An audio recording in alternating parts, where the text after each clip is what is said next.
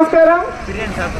మే 13వ తేదీ జరగబోయే ఎన్నికల ప్రచార భాగంగా ఈరోజు మీ గ్రామానికి రావడం జరిగింది. ఈరోజు మీరు చూస్తే రాష్ట్ర వ్యాప్తంగా వైఎస్ఆర్సీపీ ఎమ్మెల్యేలు ఎంపీలు ఎక్కడికి వెళ్ళినా ప్రజలు బ్రహ్మరథం పడుతున్నారు. ఎందుకంటే ఈ 5 సంవత్సరాలలో జగన్మోహన్ రెడ్డి పాదయాత్రలో ఇచ్చిన ప్రతి వాగ్దానాన్ని ముఖ్యమంత్రి అయిన మొదటి రోజు నుంచే నెరవేరుస్తూ వచ్చారు. ప్రతి ఇంట్లో ఎంతమంది ఉన్నారు, ఏ వెల్ఫేర్ స్కీమ్ కి ఎలిజిబిలిటీ ఉందో ప్రతి ఒక్కరికి కూడా ఇవ్వడం జరుగుతుంది. అమ్మఒడి, ఆసరా, చేయూత, పెన్షన్లు, ఇళ్ల పట్టాలు ఇచ్చి ఇల్లు కట్టించడం. పక్క రాష్ట్రాల్లో ఇవేవి కూడా లేవు. పెన్షన్ కూడా 1000 రూపాయలు ఇస్తారు అంతే, కానీ మన స్టేట్లో 3000. అన్నిటికన్నా ముఖ్యమైనది గాంధీజీ గారు కోరుకున్న గ్రామ సారథ్యం. ప్రజల వద్దకే పరిపాలన వచ్చిన రోజు ప్రజల కష్టాలు తెలుసుకునే అవకాశం ఉంటుంది, ప్రజలకి మంచి చేసే అవకాశం ఉంటుందని. అందుకే ఈరోజు మీరు చూస్తే గ్రామ సచివాలయాలు, వార్డు సచివాలయాలను ఏర్పాటు చేసి 50 ఇళ్లకు ఒక వాలంటీర్ని పెట్టి ఆ 50 ఇళ్లలో ఎవరికి ఏ సమస్య ఉన్నా, ఏ వెల్ఫేర్ స్కీమ్ వాళ్ళకు అందుబాటులోకి రావన్నా, ఎవరి వీధిలో ఏదైనా ప్రాబ్లం ఉన్నా అన్నీ కూడా వాళ్ళే చూసుకొని అక్కడ చేసే విధంగా మా అందరికీ కూడా తెలియజేస్తారు. కులం చూడకుండా, పార్టీ చూడకుండా, మతం చూడకుండా పేదవాడు ఎలిజిబిలిటీ ఉంటే చాలు ఈరోజు అన్ని సంక్షేమం, అభివృద్ధి ప్రజల వద్దకే వచ్చే విధంగా జగన్మోహన్ రెడ్డి గారు చేయటం మీరు అందరూ కూడా గుర్తుపెట్టుకోవాలి. ఈరోజు ఎన్నికలు వస్తున్నాయనగానే తెలుగుదేశం పార్టీ దొంగలు ఊర్ల మీద పడి మీకు అది ఇస్తాం, ఇది ఇస్తాం, అది ఫ్రీ, ఇది ఫ్రీ అని చెప్పి మాయ మాటలు చెప్పి మళ్ళీ మిమ్మల్ని మోసం చేయాలనుకుంటారు.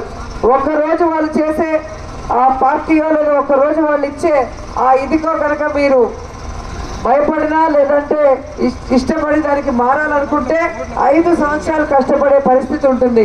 ఎందుకంటే 2014లో మీరు చూశారు, రాష్ట్రం విడిపోయినప్పుడు వాళ్ళు చెప్పిన ఆల్ ఫ్రీ బాబు మాటలు నమ్మి ఆయన ఓటేస్తే 5 సంవత్సరాలు మిమ్మల్ని కష్టాల్లో తోసేశాడు.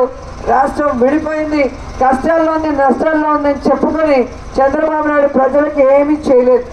అదే విడిపోయిన రాష్ట్రంలో చంద్రబాబు నాయుడు అప్పుల్లో ముంచేసి వెళ్ళినా కూడా జగన్మోహన్ రెడ్డి గారు సమర్థవంతంగా పరిపాలిస్తూ ఈరోజు దేశంలోనే బెస్ట్ సీఎంగా పేరు తెచ్చుకున్నారు. బెస్ట్ స్టేట్లో మన స్టేట్ కూడా ఉంచినందుకు మనం గర్వపడాలి. అలాంటి మనసున్న ముఖ్యమంత్రిని రెండోసారి ముఖ్యమంత్రిని చేసుకోవాల్సిన బాధ్యత ప్రతి మనిషి మీద ఉందని కూడా తెలియజేసుకుంటున్నాను. జగనన్న రెండోసారి ముఖ్యమంత్రి అవ్వాలంటే ఏం చేయాలి? ఫ్యాన్ గుర్తుకు ఓటేయాలి. ప్రతి మనిషికి 2 ఓట్లు ఉంటాయి, ఒకటి ఎమ్మెల్యేకి, ఒకటి ఎంపీకి. 2 ఓట్లు ఫ్యాన్ గుర్తుకు వేసి గెలిపించాలి. ఎలా అయితే మనం ఇప్పుడు ఇంటికి వెళ్ళగానే మన వేలు ఫ్యాన్ స్విచ్ మీదకే వెళ్తుంది, ఎందుకంటే గాలి వస్తే చల్లగా ఉంటుంది, అలాగే శుద్ధంగా ఉంటుందని. అలాగే పోలింగ్ బూత్లోకి వెళ్ళినప్పుడు కూడా ఈవీఎం మీద 3వ నెంబర్లో ఆర్కే రోజా అని పేరు, నా ఫోటో, ఫ్యాన్ గుర్తుంటుంది. ఆ 3వ నెంబర్ మీద నొక్కి ముచ్చటగా మీ ఆడపడుచుని 3వసారి ఎమ్మెల్యేని చేస్తే మళ్ళీ మీకు అండగా ఉంటూ మరో 5 సంవత్సరాలు జగనన్న ఇచ్చే సంక్షేమాన్ని, అభివృద్ధిని మీకు ఇవ్వటమే కాకుండా మా చారిటబుల్ ట్రస్ట్ ద్వారా అనేక సర్వీసులు కూడా మీకు అందిస్తామని తెలియజేసుకుంటూ మీకోసం అహర్నిశలు పనిచేస్తూ కోవిడ్ సమయం నుంచి ఈ రోజు వరకు అన్ని రకాలుగా మీకోసం పనిచేసిన నన్ను ఆశీర్వదిస్తారు. ఈ రాష్ట్రాన్ని అభివృద్ధి వైపు నడిపించడమే కాకుండా పార్టీ చూడకుండా ప్రతి పేదవాడికి అండగా ఉన్న జగనన్నని ఆశీర్వదిస్తారని కోరుకుంటూ ఫ్యాన్ గుర్తుకు ఓటేయమని అందరికీ చేతులెత్తి నమస్కరిస్తూ కోరుకుంటున్నా. జై జగన్, జై జై జగన్. ఫ్యాన్ గుర్తుకే, ఫ్యాన్ గుర్తుకే, జై జగన్.